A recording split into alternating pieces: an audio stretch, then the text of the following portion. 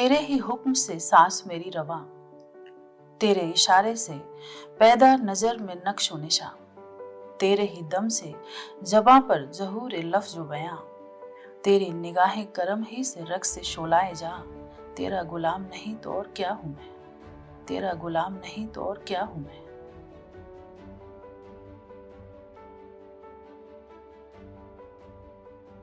ओशो के गांव में, ओशो के छांव में 10वां अध्याय। वृंदावन सारा नाच रहा। रजनीशपुरम, अमेरिका और विश्व भ्रमण के उपरांत जब ओशो फिर पूना पधारे तो उनके मूवमेंट का एक नया चरण, एक नया आयाम उद्घाटित हुआ। अंतस में ध्यान और बाह्य में सृजनशीलता। इन दोनों से गुजरने वाले साधकों के जीवन में उत्सव का अवतरण होता है। ओशो के इस दिशा निर्देश से साधक अब उत्सव का स्वाद चखते हुए मस्ती में डोलने लगे थे। इनकी इतने वर्षों की साधना अब रंग लाने लगी थी। इस कालखंड में ओशो ने बुद्धा हॉल में काव्य, गीत, संगीत, नृत्य को प्रवेश दिया। बुद्धा हॉल के मंच पर इन कवियों, नर्तकों, गायकों, संगीतकारों को देखकर कई सन्यासियों ने ओशो को अपनी प्रतिक्रिया भेजी।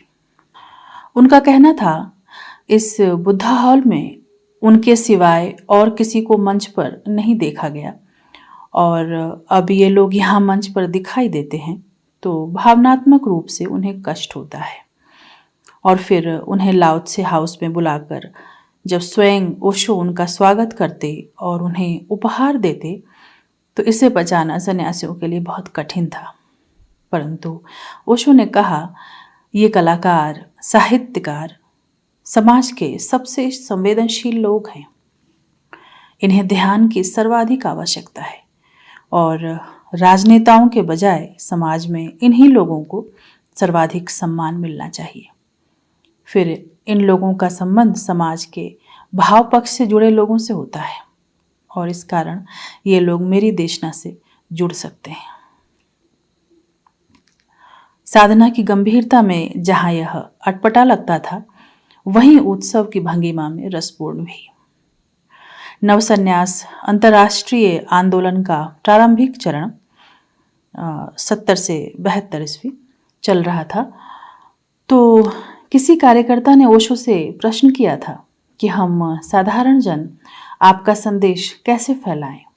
तो उन्होंने कहा था, तुम तर्क करने की फिक्र मुझे करने दो। तुम तो जिस गांव जाओ वहाँ के गीत गाओ, कीर्तन करो, फिर मैं वहाँ काम करने आ जाऊँगा। आज पूना में हम इसके परिणाम देख रहे हैं। इन कलाकारों के माध्यम से देश और दुनिया का एक बड़ा संवेदनशील वर्ग ओशो की देशना एवं साधना से जुड़ रहा है। ये संवेदनशील और भावुक लोग अपनी कविता, चित्र, गीत, संगीत और नृत्य के माध्यम से सामान्य जनमानस को आसानी से प्रभावित करते हैं। दर्शक पर पड़ते प्रभाव को देखकर इन कलाकारों का अहंकार फन उठाने लगता है और व्यक्तित्व के विकास की साधना न होने के कारण उन पर अहंकार के दुष्प्रभाव पड़ने शुरू हो जाते हैं। इसकी ओर अगर वे सफल नहीं हो पाते तो भावुक होने के कारण धीरे धीरे वे विषाद के गर्त में गिरने लगते हैं, जिससे उनके व्यक्तित्व का स्याह पक्ष उभरना शुरू हो जाता है। दोनों ही स्थितियों में कलाकारों के लिए ध्यान परमावश्यक है और आज इस वर्ग के लोग जब ओशो से जुड़ते दिखाई पड़ते हैं तो एक शुभ पक्ष का प्रकाश समाज पर बिखरता दिखाई देता है। कला और ध्यान को केवल पूना आश्रम में ही नहीं वरन पूरे विश्व में साधना भूमि पर उतारने की ओशो की देशना रही है। इसे ख्याल में रखते हुए 1992-94 में मधुबनी में ओशो कला मंच का निर्माण होता चला गया और इतने उत्साहवर्धक परिणाम आए कि वहाँ के सन्यासी इससे जुड़कर अभिभूत हो गए। धीरे धीरे आश्रम परिसर, ओशो परिनिर्वाण आश्रम मधुबनी से ये कार्यक्रम शहर के टाउन हॉल तक पहुँच गए। ये कार्यक्रम सन्यासियों के बीच से प्रदेश के बड़े अखबारों की सुर्खियों में आ गए और पूरे प्रदेश के कलाकारों के बीच ओशो कला मंच नाम चर्चित होने लगा। कलाकारों के जीवन में ध्यान की भूमिका, ध्यान के जगत में कला की सरसता। वर्ष 2001 के समापन अवसर पर 29, 30, 31 दिसंबर 2001 त्रिदिवसीय ओशो कला शिविर का आयोजन भारत की राजधानी दिल्ली में हुआ। 28 दिसंबर की संध्या शिविर का उद्घाटन ओशो सृजित चित्रकला के प्रदर्शन से हुआ। देश के कोने कोने से करीब 100 कलाकार शिविर में भाग ले रहे थे।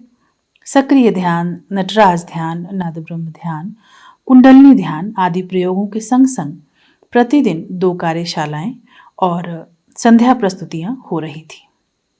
इसमें कला जगत के मूर्धन्य हस्ताक्षर सविता देवी, ओम प्रकाश शर्मा, तीरथ राम आजाद, निर्मल डे, राजन मिश्रा ने शिविर की संध्याओं को सुशोभित किया, ध्यान की महिमा पर प्रकाश डाला और कला एवं ध्यान के संबंधों के इस प्रयास की सराहना की। शिविरार्थी शिविर से विदा लेते हुए निम्न प्रस्तावनाओं से भरकर अपने अपने निवास लौटे। ओशो कला मंच। पहला, स्थानीय ओशो ध्यान केंद्रों से संपर्क। दूसरा, स्थानीय कलाकारों से ध्यान प्रयोगों के लिए संपर्क एवं ध्यान प्रयोगों के अभ्यास करवाना। तीसरा, वर्ष के 5 महोत्सव, जन्म दिवस 11 दिसंबर, ओशो दिवस 19 जनवरी, संबोधि दिवस 21 मार्च, ओशो पूर्णिमा आषाढ़ पूर्णिमा एवं महापरिनिर्वाण दिवस 8 सितंबर को ओशो कला मंच के तत्वावधान में ओशो ध्यान केंद्र या अन्य स्थलों पर प्रस्तुतियां। विभिन्न पर्व त्योहार अवसरों पर प्रस्तुतियां।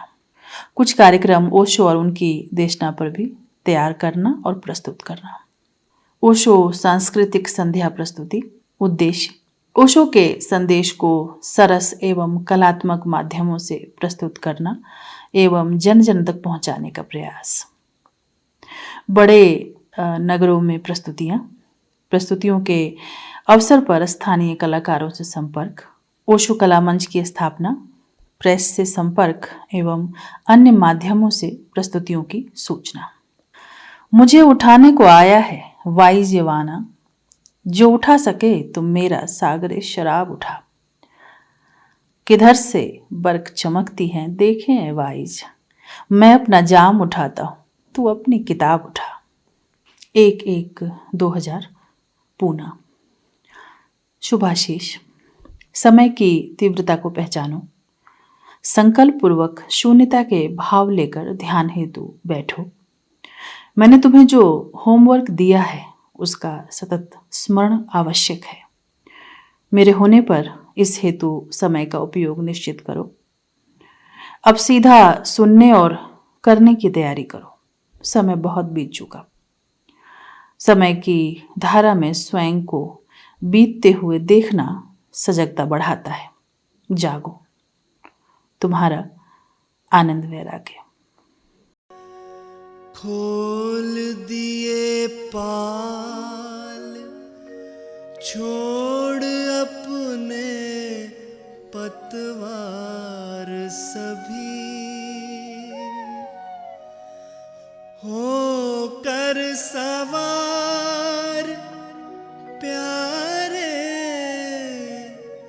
सद्गुरु की नाव।